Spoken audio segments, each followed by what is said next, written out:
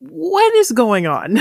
Hey guys, it's CL, and welcome back to my YouTube channel. I make brand new Critical Role recaps every Monday at noon, and would be happy to have you join the party. If you haven't already, don't forget to subscribe, and hit the Bertrand bell to be notified of future videos. Now, without further ado, let's discuss the 53rd episode of Campaign 3 of Critical Role. First of all, I just want to thank everyone who reached out and were very supportive as my family and I went through our loss. A lot of you were very kind, so I just wanted to say thank you so much, and you're just like a really nice community. That's all.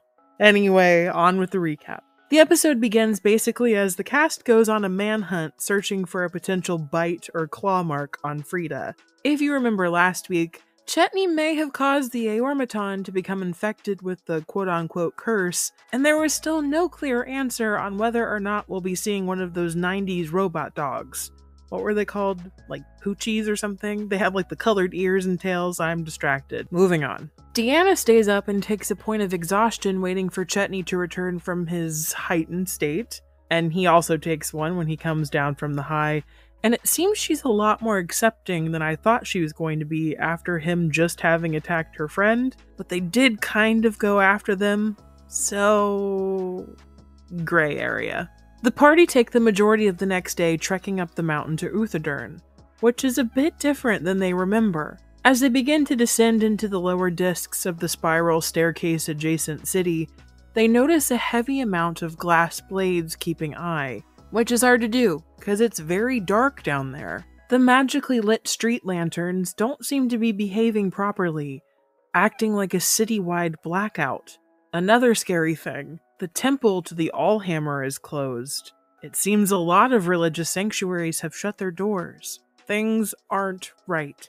Craving answers, they head to a shimmering blue marble tower library called the Vellum Steeple for more information on what's going on. After Deanna goes Karen on an underling to talk to their manager, they finally get to speak with the woman in charge, an elf named Ressia Vesic, the Scribe Warden. It seems that even the people who usually have information haven't got a clue on what's going on. The Hell's having to fill in some of the story and request she begin looking into Ludness and more of his history. Apparently, old and long-cast magic from the past are beginning to fail. Whatever the Vanguard did in Marquette, it's not just affecting city lights and cell phone reception. It could be fucking up long-standing sealing magic. See for that later. It's causing scry spells not to work. Imagine if Draconia was still floating around. Would it still be floating now? For the most part, when Deanna uses her abilities, everything still works normally. So we aren't entirely sure of a pattern yet. While the rest of the group continue to talk to Ressia, Chetney invisibly sneaks down into the library and her office, but doesn't learn much. Everyone's in the dark, literally and metaphorically. As the conversation with the Scribe Warden ends, the group hear a large bang that rattles the library and the party descends down the discs to check it out. Apparently, the bottom disc, where the King and Queen of Uthadurn themselves live, have sealed themselves off from the rest of the city.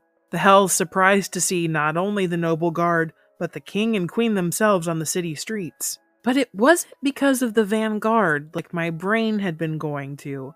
It seems some past sealing magic on an old statue that sat in their throne room faded, and a beast emerged, attacking and slaying nearby people.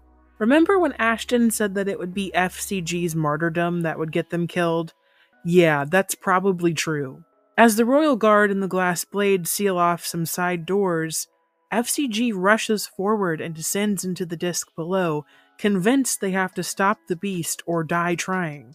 So automatically everyone follows, and in the dark below, they find a lot of slain folk, and a large, almost translucent, violet bull-type beast who is actively hunting and seeking.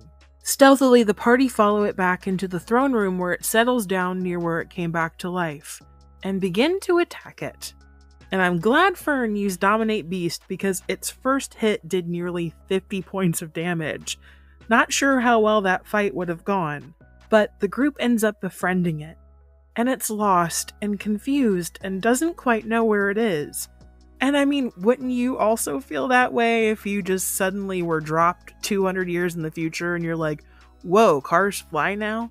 But Fern and Deanna are able to calm it down and ask it some questions, Deanna's tongue spell coming in handy. The bull is named Umadara, the Sentinel Beast, and he was a protector of Malaesmere, and it's really sad, because that place doesn't exist anymore.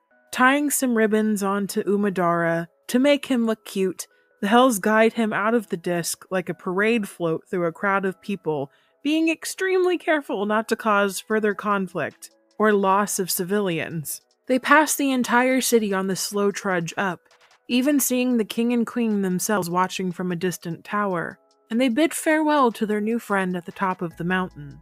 Umadara doesn't sense his home anymore, but thanks them for their kindness, and disappears southward to look for the ruins. What did you all think of the episode? I'm curious as to what you think about the Umadara status. Like, was he sealed into stone by whatever he was fighting those hundreds of years ago? Or was it maybe like a wild magic situation where the solstice combined with the moonbeam machine was randomly just turning things to life or causing weird funky shit to happen? I wonder what it means for the rest of Exandria if just random dangerous stuff is becoming unleashed in every town or city.